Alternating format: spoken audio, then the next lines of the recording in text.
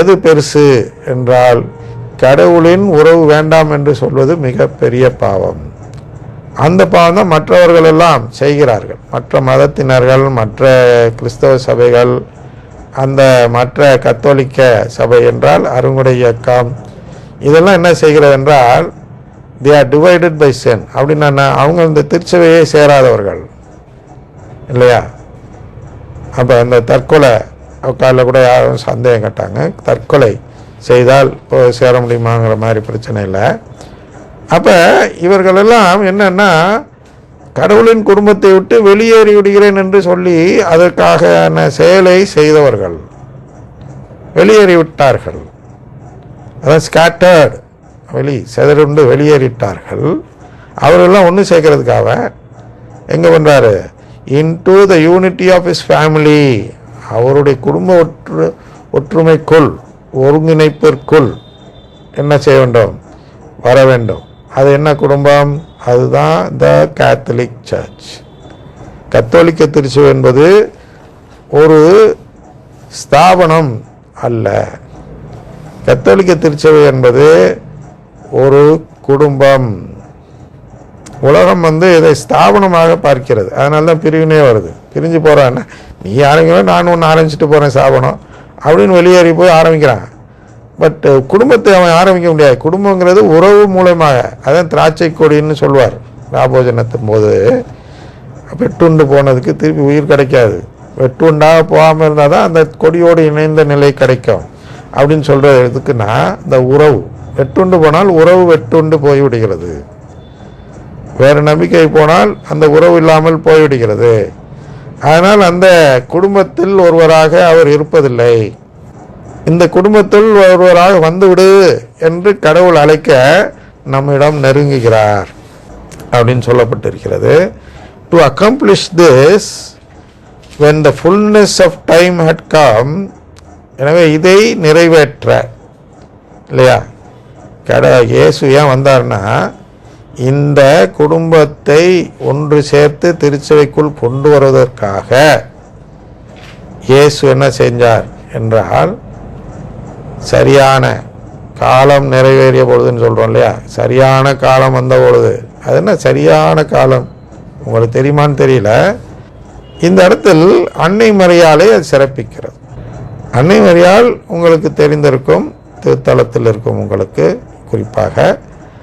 அன்னை மரியாள் யார் என்றால், அமல உற்பவி என்று சொன்னால் சிரிப்பீர்கள், இது கூட எனக்கு தெரியாது. ஆனால் இந்த அமல நிலையை அவர் 14 ஆண்டுகள் காப்பாற்ற வேண்டும்.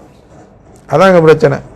பாருங்க, நம்ம முணுக்குன்னா ஒரு கோவப்பட்டு கூட கடவுளின் குடும்ப உறவை முறித்து விடுவோம். சினம் கொண்டாலே எரிநரத்து ஆளாவா என்று சொல்லப்படுகிறது. அப்படின்னா என்ன, உறவு இதாயிரும். அதெல்லாம் நம்ம நிறைய பிரச்சனை இருக்குது, அதுக்கு அந்த டீட்டெயில் போனால் இங்கே வருவோம். அப்போ இந்த மாதம் என்ன செய்கிறாங்கன்னா, 16 ஆண்டுகள் பாவக்கரை இல்லாமல் வாழ்கிறார்கள். எந்த பாவக்கரை இல்லாமல்? உறவு கேட்கும் செயலை செய்யாதவர் என்றால் அவர் பாவம் செய்தவர். உறவு கேட்கும் செயலை செய்தவர் என்றால் அவர் பாவம் செய்யாதவர். இமாக்குலேட், பாவக்கரை இல்லாத ஒரு நபர். சரியா? ஆனால் இவர் 16 ஆண்டுகள் வாழ்ந்து விடுவார் என்று கடவுள் நம்பினார். அந்த நம்பிக்கையின் விளைவாக என்ன செய்தார் என்றால், அந்த அன்னை மரியாளையே பாவக்கரை இல்லாத நபராக உற்பவிக்கும் பொழுது அவருடைய உறவு கொடுத்து உற்பவிக்க வைத்தார். அதனால தான் அவரை இமாக்குலேட் கன்செப்ஷன், அதாவது அமல உற்பவியம் அப்படின்னு கூப்பிடுறோம். அமலம் உற்பவம். அப்போ அந்த உற்பவிக்கும் பொழுதே பாவக்கரை இல்லாமல் உற்பவித்தார்னா உறவு கொடுத்து தன்னுடைய மகளாகவே அவரை படைக்கிறார்.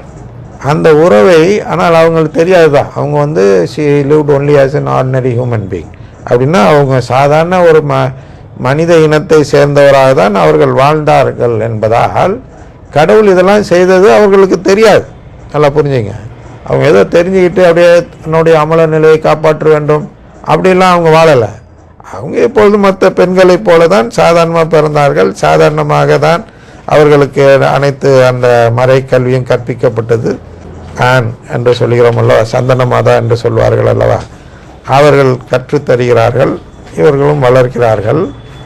அதனால்தான் புனித ஆன் அப்படின்னு சொல்கிறோம், சந்தன மாதாவை புனிதர் என்று சொல்கிறோம். ஏனென்றால் அந்த அன்னை மரியாள் குழந்தை பருவத்தில் இருக்கும் பொழுது அவர் இந்த பாவத்தை செய்து விடாமல் இருக்க சரியான ஒரு வழிகாட்டியாகவும் ஒரு கைடு அண்ட் கார்டியன் அப்படின்னு சொல்கிறோம் இல்லையா, அந்த கார்டியனாகவும் சந்தன மாதா அவர்கள் அன்னை மரியாளை வளர்க்கும் பொழுது அவர்களும் அந்த பணியில் அந்த அந்த பணினா அந்த டாஸ்க் அப்படின்னு சொல்கிறோம் இல்லையா, அந்த எண்டவர், அந்த பெரும் முயற்சி, அதில் அவங்களும் பங்கெடுக்கிறதுனால அவர்களும் புனிதராகினார்கள் என்று நாம் நம்புகிறோம். அது திருச்சபை அவர்களை இது பண்ணிடுச்சு. அதனால் இந்த டைம், இந்த ஃபுல்னஸ் ஆஃப் டைம் அப்படின்னா என்னன்னா, இந்த 16 ஆண்டுகள் வெயிட் பண்ணுறாங்க. வெயிட் பண்ணோன்னு அவங்க உறவு முறிக்காமல் வாழ்கிறார்கள். அப்பொழுது என்ன நடக்கிறது என்றால், அந்த சூசேப்பர் என்று சொல்லக்கூடிய யோசேப்பு என்ற அந்த ஜோசப்க்கு மன ஒப்பந்தமாகி அதுவும் ஒரு சோதனை காலமாக மாறுகிறது. சரியா? அந்த சோதனையும் வென்று அவர்கள் இருந்த பொழுதுதான் அந்த காலம் நிறைவேறியது. ஏன்? அவருக்கு தகுந்த தாய் கிடைத்தார்கள். கடவுளுக்கே தாய் கிடைப்பது தான் பெரும் கஷ்டம். எந்த தாய்? இந்த மாதிரி பாவம் செய்யாத ஒருவர் வேண்டும். அதுவும் எப்படி வேண்டும்?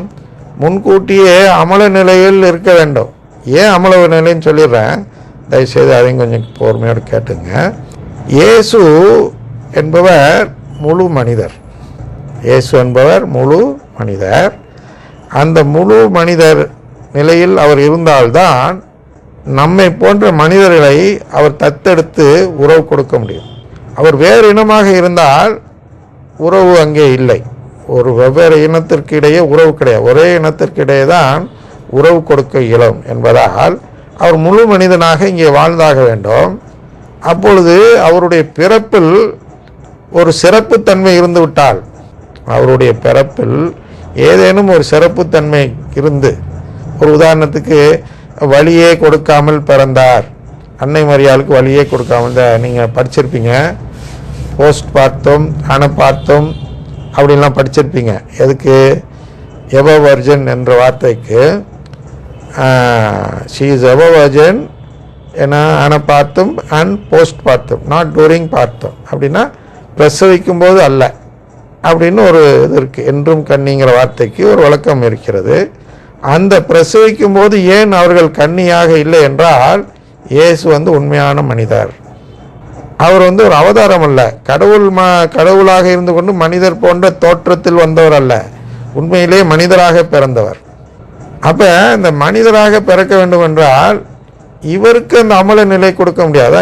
எம்டிடும் செல்ஃப்னு படிக்கிறோம், தன்னை வெறுமையாக்கி வந்தார்னு சொல்கிறோம்னா, அவர் மனிதனாக பிறந்து அந்த உறவை சம்பாதிக்க வேண்டும், மற்றவர்களை போல கேட்டு பெற வேண்டும். அந்த நிலையில்தான் அவரை வெறுமையாக்கி இங்கே அனுப்புகிறார் கடவுள். அப்போ அந்த அனுப்பும் பொழுது இவருக்கு இது போன்ற சலுகைகள் எதுவும் இருக்கக்கூடாது என்பது நீதி. அதனால் என்ன செய்கிறார் என்றால், அவருடைய தாய்க்கு அந்த சலுகை கொடுப்பதில் பிரச்சனை இல்லை. ஏன்னா அவங்க தாய் மீட்பர் அல்ல, மீட்பரின் தாய் மீட்பர் அல்ல, இணை ரட்சகைன்னு சொல்கிறோம், அதை சொல்லலாம், தவறில்லை. எப்படி சொல்லலாம்னா, நாமும் கடவுளாக மாற இருக்கிறோமல்ல, சிசிசி 460 படி, அந்த அடிப்படையில் அவர்களும் கடவுளாக இருந்தார்கள் அப்படி இப்படின்லாம் போட்டு வேணா சொல்லலாம் ஒழிய, நேரடியாக அன்னை மரியாள் மீட்பர் அல்ல. அதனால் அவருக்கு விதிவிலக்கு கொடுக்கலாம் என்பதால், அதுவும் அந்த விதிவிலக்கு அந்த ரிஸ்க் எடுத்து தான் கொடுக்கிறார்கள்.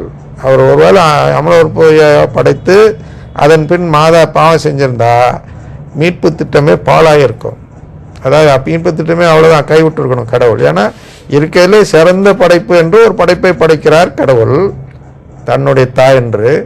அந்த படைப்பை பாவம் செய்து விட்டால் அதற்கு மேலே அவருக்கு அதை விட சிறப்பாக படைக்கிறதுக்கு, அதனால் அதுக்கப்புறம் ஒரு திட்டமே ஃபெயிலியர் திட்டம், மனிதனை மீட்க முடியாது, அதை மனிதன் வேண்டாம் என்று சொல்லிவிட்டான் என்று பொருளாக மாறிவிடும். அதனால் இந்த ஃபுல்னஸ் ஆஃப் டைம் அப்படிங்கிறதுல இவ்வளோ மேட்டர் இருக்குது.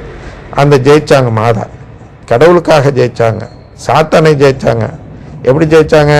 அவன் எவ்வளவோ கஷ்டப்படுத்தினாலும் நான் வந்து உறவு கேட்குறதையும் பின்வாங்க மாட்டேன். அது அந்த இடத்துல பார்க்குறோம்ல, அந்த ஃபியாத் பார்க்குறோம். என்ன பார்க்குறோம்? நானும் ஆண்டவரின் அடிமை, அவர் சொல்படி ஆகட்டும்லாம் சொல்கிறாங்க. I am the handmaid of the லார்ட்லாம் சொல்கிறாங்க இல்லையா? அந்த இடத்துலலாம் அவங்க சாத்தானை ஜெயித்தாங்கன்னா அதுதான் கடைசியாக சாத்தான் வைக்கிற சோதனை.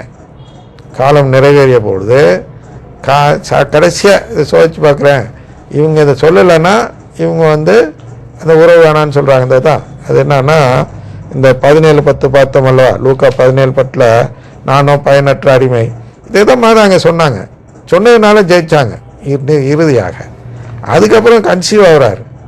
அதுக்கப்புறம் 10 மாதம் வயிற்றுக்குள்ளே இருக்கிறார். 9 மாதம்னு வச்சிங்கன்னா அந்த 9 மாதமும் இவங்க வந்து இந்த பாவக்கரை இல்லாமல் வாழ்ந்தால்தான் இயேசு பிறக்கும்போது பாவக்கரை இல்லாமல் பிறக்க முடியும். முழு மனிதனாகவும் பிறக்கணும், அந்த உறவோடும் பிறக்க வேண்டும். அப்போ மாதாட்டேருந்து உறவு எடுக்கிறார் இயேசு. அதான் அந்த இடம். டு அக்காம்ப்ளிஷ் திஸ், அதாவது இதை நிறைவேற்ற, அந்த அவர் குடும்ப இதை நிறைவேற்ற இவ்வளோ திட்டம். அதுதான் சொல்கிறோம். To accomplish this when the fullness of time had come, God sent his son as redeemer and savior. இந்த நிறைவேறின நேரத்தில் தான் கடவுள் வந்து தன் மகனை மீட்பராகவும் கிறிஸ்துவாகவும் அனுப்புகிறார். In his son and through him he invites men to become in the Holy Spirit his adopted children and thus heirs of his blessed life. பாருங்க, in his son, அதான் நாம் பார்த்தோம். அதாவது நற்கருணை ஆண்டவர் மூலமாக, அவர் மூலமாக, இவரோடு இவரில் தான் சொல்கிறோம்ல, அந்த இடம் தான். அந்த இடம் படி he invites men to become, அவர் அழைக்கிறார் மனிதனை. எதற்கு? to become his adopted children, நாமெல்லாம் அவருடைய தத்தெடுக்கப்பட்ட பிள்ளைகளாக மாற அழைக்கிறார்.